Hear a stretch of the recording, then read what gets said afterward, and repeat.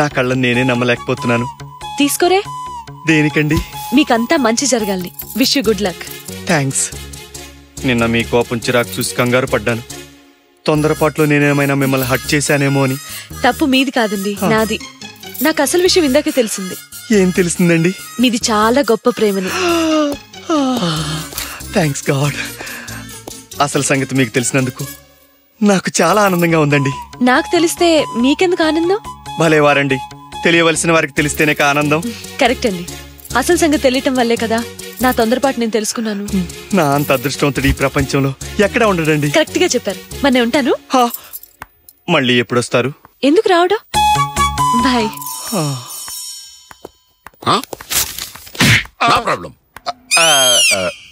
Hi, నా పేరు మాధురి.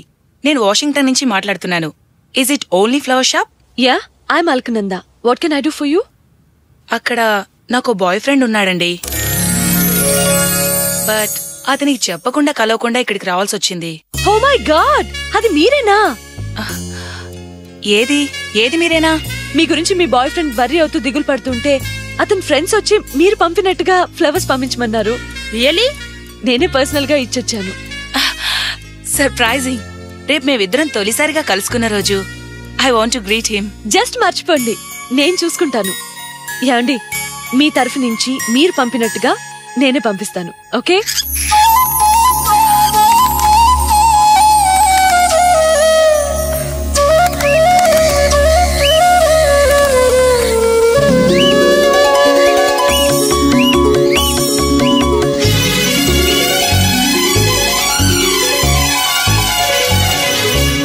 మీలో చాలా మార్పు కనిపిస్తోందండి. సంతోషం సగం బలం అన్నారు కదా. నిజంగా నేను చాలా హ్యాపీగా ఉన్నానండి. కానీ తను మాత్రం చాలా ఫీల్ అవుతోందండి. ఎవరు? ఏం ప్రత్యేకంగా చెప్పాలా ఏంటి? అక్కర్లేదులేండి, మీ డెలికేసీ నేను అర్థం చేసుకోగలను. కానీ కొన్ని విషయాలు డైరెక్ట్ గా మాట్లాడుకోలేవండి. పరిచయం పెరిగేదాకా ఇబ్బందిగానే ఉంటుందిలేండి.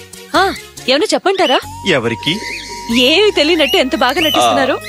మీకు నాకు చెప్పడం ఇష్టం లేకపోతే పోన్లేండి. బాయ్. ఆగండి ఆగండి, మీకు కాకపోతే ఎవరికి చెప్తానండి?